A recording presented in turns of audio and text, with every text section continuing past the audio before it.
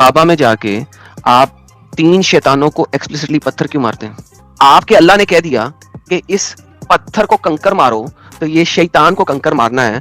तो कोई बंदा एक पत्थर की मूर्ति बना लेता है और पूजा करता है उस खुदा की उस रिप्रेजेंटेशन के तौर पे उस पत्थर को, तो आपको क्या तकलीफ है?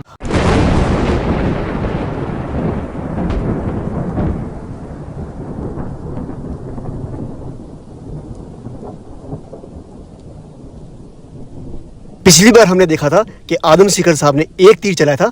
इस बार भी आदम सीकर साहब ने तीर तो एक ही चलाया, लेकिन वो एक तीर 3 तीर बन गए। तो आइए पहले हम सुनते हैं आदम सीकर साहब के वो बोल, जिसके बाद वो एक तीर 3 तीर बन गए। क्या वो लोग उस मूर्ति की पूजा करते हैं या खुदा की पूजा करते हैं जो उस मूर्ति के पीछे है, जिसकी रिप्रेजेंटेशन है? ये फंस गया। यहाँ पर आदम सीकर साहब फंस गए। आदम सीकर साहब कह रहे हैं मूर्ति बनाओ, लेकिन पूजा भगवान की करो और वो मूर्ति उस भगवान का रिप्रेजेंटेशन होगी।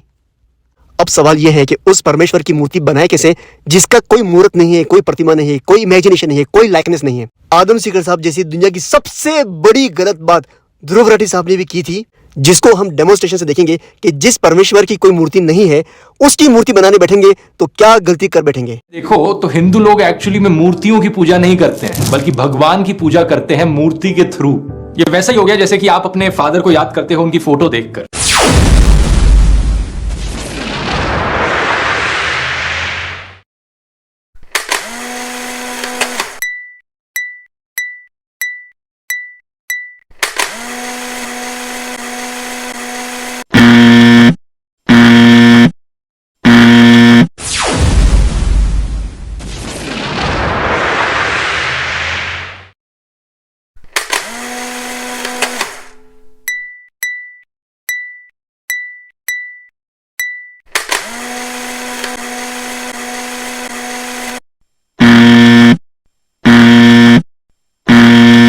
अब हम देखते हैं कि किस तरह आदम सीकर साहब ने सो कॉल शैतान की मूर्ति से भगवान की मूर्ति को जस्टिफाई करने की कोशिश की। आपने 3 शैतान की मूर्ति बनाई हुई है और आप उनको पत्थर मारते हैं। आपके अल्लाह ने कह दिया कि इस पत्थर को कंकर मारो, तो ये शैतान को कंकर मारना है। तो कोई बंदा एक पत्थर की मूर्ति बना लेता है और पूजा करता है उस खुदा की उस रिप्रेजेंटेशन के तौर पे उस पत्थर को, तो आपको क्या तकलीफ है? अब हम देखेंगे आदम सीकर का निशाना कितना सटीक है।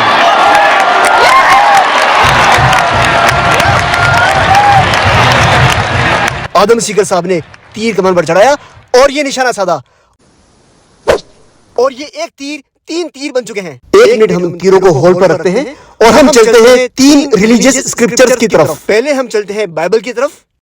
Bible book of Exodus chapter number 20 verse number 4 कहता है, you shall not make unto thee any graven image or likeness of anything in the heavens above, in the earth beneath or water under the earth. यहां पर Bible कह रही है you shall not make any image. यहां पर भगवान की image मूर्ति बनाने के लिए स्ट्रिक्टली मनाही की गई है। अब हम देखते हैं कोलोसियंस चैप्टर नंबर 3 वर्स नंबर 5, जहां पर मूर्ति पूजा जैसे कार्य करने वालों के लिए क्या पनिशमेंट है। यहां पर sexual immorality, impurity, lust, evil desires and greed को मूर्ति पूजा से कंपेयर किया गया है और कहा गया है कि जो ऐसे कार्य करता है उनकी सजा है सजाए मौत। अब हम हिंदूज के रिलीजियस स्क्रिप्चर्स वेद की तरफ चलते हैं। Yajurveda chapter number 32 verse number 3 कहता है, ना तस्य प्रतिमा अस्ति। उसकी कोई प्रतिमा नहीं है, कोई इमेजिनेशन नहीं है, कोई लाइकनेस नहीं है, कोई मूर्ति नहीं है। स्वामी दयानंद सरस्वती कहते हैं उसकी कोई मूर्ति नहीं है। डॉक्टर तुलसीराम कहते हैं उसकी कोई पिक्चर, कोई आइकन, कोई सिमिली, कोई मेटाफोर नहीं है। और पंडित देवीचंद ने इसका ट्रांसलेशन ये किया है कि इसकी कोई इमेज नहीं है। और अब हम चलते हैं कुरान की तरफ। Quran chapter number 112 verse number 4 कहता है, वलम यकुन लहू कुफुवन अहद। उसके जैसा इस पूरे यूनिवर्स में कोई नहीं है। और अब हम चलते हैं तीरों की तरफ और देखते हैं कि ये तीर अपने निशानी तरफ जा रहे हैं या इन्होंने अपना निशाना बदल दिया है।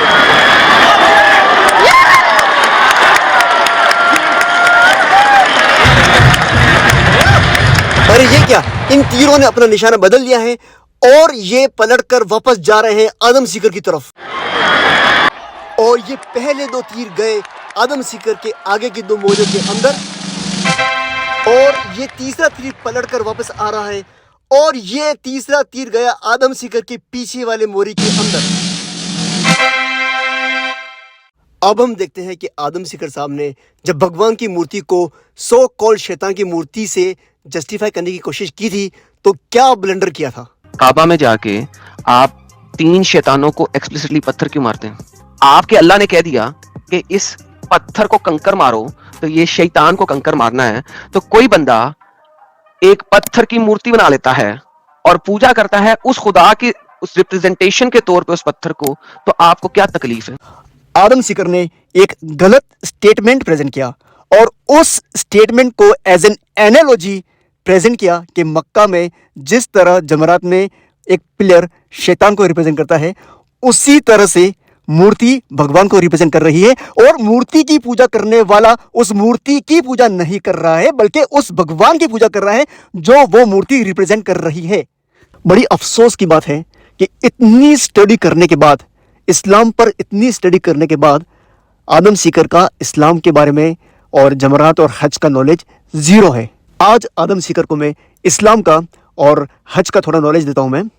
अगर हम उस पिलर को वहां से हटाकर दूसरी जगह ले जाकर रख दें तो कोई भी उस पिलर पे अब पत्थर नहीं मारेगा। तो इससे हमें मालूम पड़ता है कि वो पिलर उस तरह से शैतान को रिप्रेजेंट नहीं कर रहा है। लेकिन अगर किसी मूर्ति को एक जगह से हटाकर दूसरी जगह रख देंगे तो भी वो मूर्ति उसी भगवान को रिप्रेजेंट करेगी और लोग बाग उस मूर्ति की पूजा तब भी करेंगे, उस नई जगह पर भी करेंगे। लेकिन हाजी उसी जगह पर पत्थर मारेंगे जहां पर पत्थर मारने का हुक्म है, चाहे वहां पर पिलर हो चाहे ना हो। अब मैं आदम सीकर को एक बहुत ही सिंपल एग्जांपल से समझाऊंगा। उसके बाद इस्लाम पर उंगली उठाने से पहले पूरी तरह से स्टडी करने के बाद और 10 बार सोचने के बाद ही आदम सीकर साहब इस्लाम पर उंगली उठा पाएंगे। आपके सामने एक माइलस्टोन है जो ये रिप्रेजेंट कर रहा है कि मक्का 64 किलोमीटर बाद है। अगर इस माइलस्टोन को इस जगह से हटाकर किसी दूसरी जगह पर रख दें तो उसका रिप्रेजेंटेशन खत्म हो जाएगा। अब वो माइलस्टोन रिप्रेजेंट नहीं करेगा इस चीज को कि मक्का 64 किलोमीटर बाद है। जिस तरह ये माइलस्टोन नहीं रहा अपनी जगह बदलने के बाद, उसी तरह से वो पिलर शैतान को रिप्रेजेंट नहीं कर रहा है अपनी जगह बदलने के बाद। लेकिन एक मूर्ति अपनी जगह बदलने के बाद भी मूर्ति ही रहेगी, वो उसी भगवान को रिप्रेजेंट करती रहेगी। अब मैं आदम सीकर को एक रियल एग्जांपल देकर समझाऊंगा। बहुत साल पहले जमरात में एक छोटा पिलर था और हाजीज उस पिलर पर कंकड़ियां मारते थे। उसके बाद कुछ सालों बाद उस छोटे पिलर को एक बड़े पिलर से रिप्लेस कर दिया गया और हाजीज अब उस बड़े पिलर को कंकड़ियां मारते थे। और अब उस बड़े पिलर को एक बड़ी दीवार से रिप्लेस कर दिया है और अब हाजीज उस दीवार को कंकड़ियां मारते हैं। जिस तरह से एक स्ट्रक्चर को दूसरे स्ट्रक्चर से रिप्लेस कर दिया गया तो उसके बाद भी वो अरकान शैतान को कंकड़ियां मारने वाला ही कहा जाएगा। लेकिन अगर जीसस क्राइस्ट की मूर्ति को बदलकर अगर श्री राम की मूर्ति रख दी जाए तो ये नहीं कह सकते कि अभी भी जीसस क्राइस्ट की ही पूजा हो रही है, अब यह कहा जाएगा कि अब राम जी की पूजा हो रही है। आदम सीकर अब 3 इंपॉर्टेंट पॉइंट्स नोट कर ले ताकि आगे कभी ऐसी गलती ना हो। पहला पॉइंट है इंसिडेंट, दूसरा है लोकेशन, तीसरा है टाइम। इंसिडेंट का मतलब यह है कि जब शैतान ने इब्राहिम अलैहिस्सलाम को बहकाने की कोशिश की थी और जब इब्राहिम अलैहिस्सलाम उनके बहकाव में नहीं आए थे तो उस इंसिडेंट को रेप्लिकेट करना है शैतान को कंकड़ी मारकर। और लोकेशन मतलब यह है कि उन 3 जगहों पर कंकड़ी मारना है जिन जगहों से शैतान ने बहकाने की कोशिश की थी। और लोकेशन को ऑब्जेक्ट के साथ किस तरह कंफ्यूज करके दिखाया जाता है उसको मैं एक और एग्जांपल देके बताता हूं। जो काबा, ये जो ब्लैक स्टोन है, उसको यह दिखाया जाता है कि मुसलमान काबा या ब्लैक स्टोन की इबादत करते हैं, लेकिन ऐसा नहीं है। कोई भी मुसलमान काबा या ब्लैक स्टोन की इबादत नहीं करता है। काबा एक किबला है, किबला यानी डायरेक्शन। मुस्लिम्स दुनिया के कोई भी हिस्से में हो वो काबा की तरफ फेस करके नमाज पढ़ते हैं फॉर यूनिटी। अगर वो इंडिया में है तो भी काबा को फेस करेगा और वो अफ्रीका में है तो भी काबा की तरफ फेस करेगा।